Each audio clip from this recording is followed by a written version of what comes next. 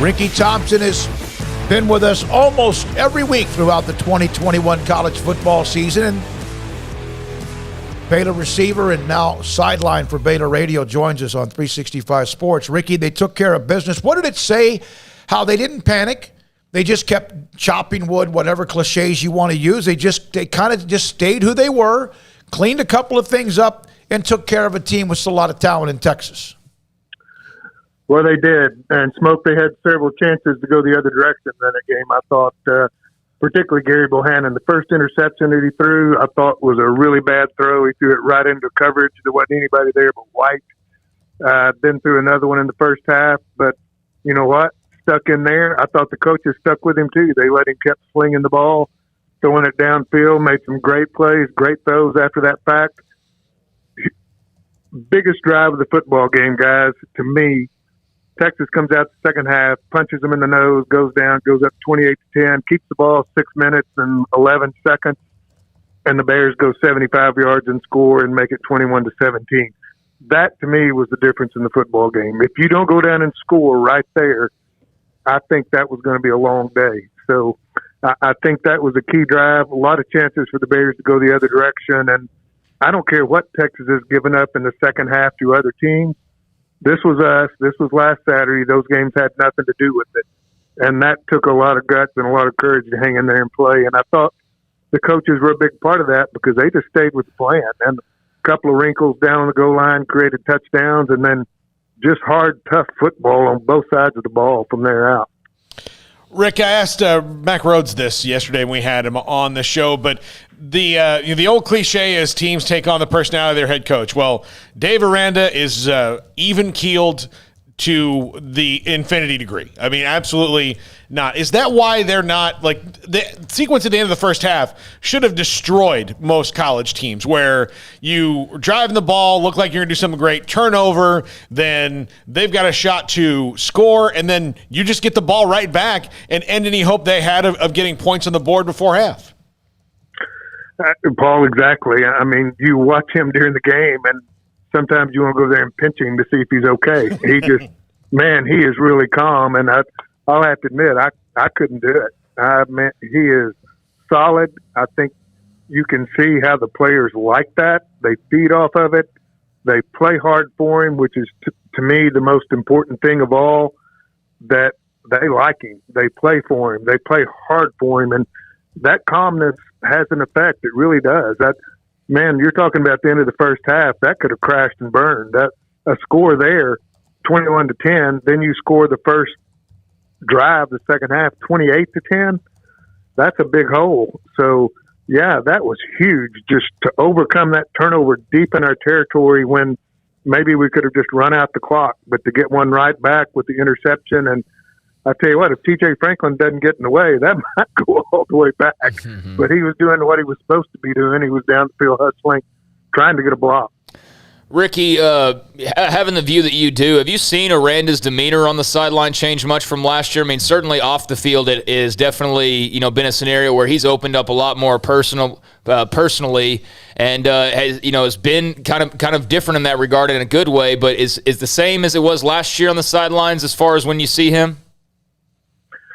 Craig, I mean, if you just look at him, I think you probably couldn't tell the difference. But I just think he's grown into this job. Remember, last year was his first year as a coach, and what a rotten year to have your first year as head coaching when you can't have a spring training, when you can't have your normal practice procedures, when you can't have your normal recruiting, where you have a game like Oklahoma State where you have 38 players and coaches out.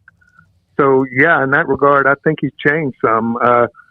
I think he's more comfortable with the job. I think he's done a really good job of making adjustments, and I think the players feel comfortable with that and have the confidence that the changes they make are going to work. And man, they sure executed. And I think that's a good sign that all phases are comfortable with both coaches and players and the plan that it's going to work. Armstrong, do we have the TJ Franklin comment? Do we have that? Can we look? Ricky, I'm going to put you on hold for just a second. I want you to listen to this in case you did not. This is a question to TJ Franklin about how this team has kind of gotten into this mode from yesterday after practice. Armstrong? To be honest, we really fell behind in the tempo game with OSU. You know, we didn't really practice it. We weren't really taking it very serious throughout the week. So I feel like that was really the hardest part about OSU for us. It wasn't really the environment. You know, we go out in Baylor. You know, we hear the same thing at McLean Stadium now every week. So I feel like just being able to be on top of the tempo and everything will be okay. Was that a wake-up game for you guys? Definitely. I think a lot of us took, you know, being good players up until that point for granted, you know. And then you just had that team that was just as good as us, you know, kind of showed us, was kind of eye-opening for us, you know, to see that just because we're good to somebody else doesn't mean we're good in the Big 12 conference. All right, so a lot of times you hear about wake-up games or whatever, and you say you learned from a previous, but that apparently they did, because that's when Dave Aranda, they came back. There was a very bad game with penalties, remember, at the end of the game that cost them. Your thoughts about that and what TJ Franklin just said as someone like yourself who played the game? Well, I think it's very accurate, and I think it was probably good timing for that to happen. Remember, the game after that was West Virginia, and what happened there? I mean, we absolutely cleaned their clock, and this was a team that, a couple of weeks before that had lost to Oklahoma 16-13. Actually should have won the game. Remember, they had a bad snap to the QB, or they were going down for a field goal to win that game. So I saw a huge change in that game. I saw not only a change in the players and playing harder, I saw a change in the game plan. I thought we attacked it differently. We didn't sit back like we did against Oklahoma State. I think absolutely that not only changed the players' perspective, I think it changed the coach's perspective. How hard is that for players, though, to sometimes be able to look inward like that? Well, it's darn hard because you don't want to admit you got your butt kicked. And I think sometimes it takes that to really get you going. I mean, I had my share where we just went out and flat got whipped, and it makes you look inside and see why it happened. And I think at that point, I don't know if you guys agree or see it, but I think at that point, maybe we weren't sure exactly how good we were. We thought we were pretty good, I think. 4-0, you lose that one, go 4-1. But to come back and pound West Virginia like that, who we've had so much trouble with, I think that's when they really thought that they were a pretty darn good football team. And we go in against a ranked BYU after that, and I don't think there was any doubt in those guys' minds that they were going to beat BYU. I don't think they had any doubt. So, Ricky, there were three major questions coming into this season. Who was going to be the starting quarterback? And it's been Gary Bohannon, and it seems safe to say that he's pretty good. He may be just, outside of Caleb Williams, the best quarterback in the Big 12 right now. There's a question about the offensive line, and Eric Mateos and Jeff Grimes have answered that question in emphatic fashion with this offense. And then there was the defensive line, and what do you think? I feel like Apu has certainly raised his game over the last few weeks. It seems like they're getting a good stride up front, and some guys are falling into place. And, Bijan Robinson only 43 yards on 17 carries. Are you kidding me? What have you seen from this D-line in terms of growing up over the course of this season? Well, Craig, I've seen a lot. First of all, we know Apu can dance. Yes, we do. Yep. That's been a good one. I've gotten a kick out of that. But I think they've exceeded. I saw in the first scrimmage at McLean Stadium this year, just joking around, I was telling those coaches I wasn't sure if Apu was playing defensive nose guard or fullback because he spent more time in the backfield than he did at the line of scrimmage. And I think that is getting to be more the case. And the thing that's overlooked more than anything to me about a good defensive lineman is sometimes they're not making the play, but if you look, they've got two guys on them trying to somehow keep them out of the way. And when they do, you've got Terrell Bernard on a blitz from about 10 yards deep, knocking an offensive lineman on his can because he's got to be man up on him because they've got two guys on Apu. You really said it. Every back they've played this year has been below their average, but to help Bijan to 43 yards, that kid Robinson is one of the top 2 or 3 backs in the country, and they absolutely shut him down. BYU, look at the running back there. He's averaged over 200 yards a game the next 2 games. So I legitimately think they're darn good, and I think this is a game. Football is a game where you have to prove it. and I think they've proven that. And one game doesn't prove it, but consecutive games or a season proves it. And I think the three things you mentioned, Gary Bohannon has proven it. He can overcome interceptions and still play a heck of a game. Our offensive line can run this wide zone not only effectively, but dang good. And the defensive line with sacks and stopping the run has been outstanding.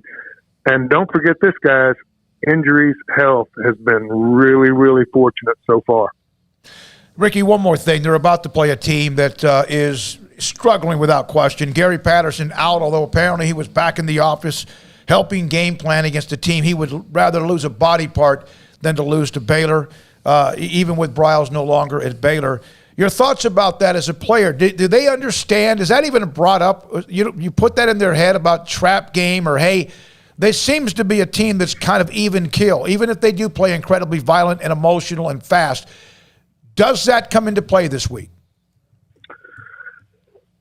From our perspective? Yes. You're talking about, yeah. I think that the coaching situation is probably not something that comes up so much with players, but I think the fact that they're playing TCU does. I just think that's been ingrained into our guys. It's been passed down from one team to the next. That's not something that goes away. I don't think the coaching change will be much of a factor on our end, if any, but I'm just betting the fact that we're playing TCU is a factor, and I think they've proven that a maturity which has been ingrained in them by Coach Aranda will have them in a position where they'll play football, and I don't think the other factors will be there. Now, let's also say, too, that this TCU team has talent. They're talented, and they should be better than what they've been. So it's not a game we can sleep, and I don't think we will. I think they'll be ready to play. Thank you, Ricky. Appreciate it. Ricky Thompson, former Baylor and Washington wide receiver, and also sideline reporter for Baylor Radio with us. He and J.J. Joe have given us some great insight as well on what is going on. When we come back, more of what you're saying in the chat room. Somebody said, well, Oklahoma struggled against Kansas in the road. Does everyone remember that Ohio State led Rutgers 13-6 at halftime? Rutgers. That's never brought up. And I'm not trying to defend Oklahoma. They have looked at times lethargic and like uninterested or not very good. But you want to talk about that game, but Ohio State led Rutgers 13-6 at halftime, and that has never been brought up. At least maybe I don't remember. I think Oklahoma gets propped up more than any other Big 12 team. But at the same time, you know, I'm looking at it, and I'm trying to think of just all the ways that these things get massaged by the committee. Caleb Williams has kind of made a little bit of difference, no? Yeah. So was he the quarterback in those games?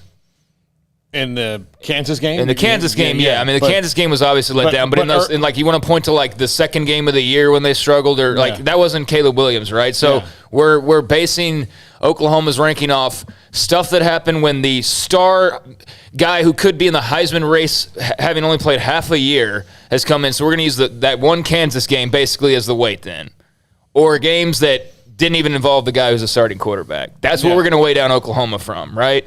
That one performance against Kansas, basically. Which is hypocritical compared to, like, well, Ohio State lost, but they had two starters out. But there's the but. And so that's what I'm saying is, like, that's, okay, so if we want to look at every team that struggled at some point, we can look at every single team and say, oh, here's a moment or here's a game where they struggled. But I would say any holding down of Oklahoma because of stuff that happened, you know, Kansas, okay, I get that. But I also feel like that's just something that's going to happen. The moment we start saying, well, anytime a team struggles, we suddenly weigh that against them. Well, they still won the freaking game. Like, okay, they had a bad showing, but they still won the game. Do you mean to tell me if Oklahoma rolled back out against Kansas the following week with maybe an actual focus to them and maybe, you know, feeling like they needed to be impressive, do you think they could go out there and be impressive? I do. I think they could probably go win 60 to something if they really wanted to. So, yeah, it's just funny how struggles here matter, they don't matter here, and then that big old comma, but for some schools, it's a dumb game. It really is. And Ohio State has one good win on the year, and that's Penn State, and that's very questionable at this point. Yep. I mean, you can play this game all day. That's the thing. I know. You really can. You can go to every single team. Every rebuttal they have, I can give you three. that it doesn't go that way. Yeah. All right, it's 3:49. We need to take a break to catch up a little bit. 254-339-1122. That's the text line's open. The chat room is. God bless all of you with what you're doing as well. I want to say this about TCU. Baylor has no business losing this game. They have absolutely no business losing this game. I think TCU's got some talented players, but they have no business losing this game. I agree. And we'll come back and discuss a little bit more of that and more on the games that still have to be played, including the ones this weekend. 365 Sports and Sick on 365 Radio.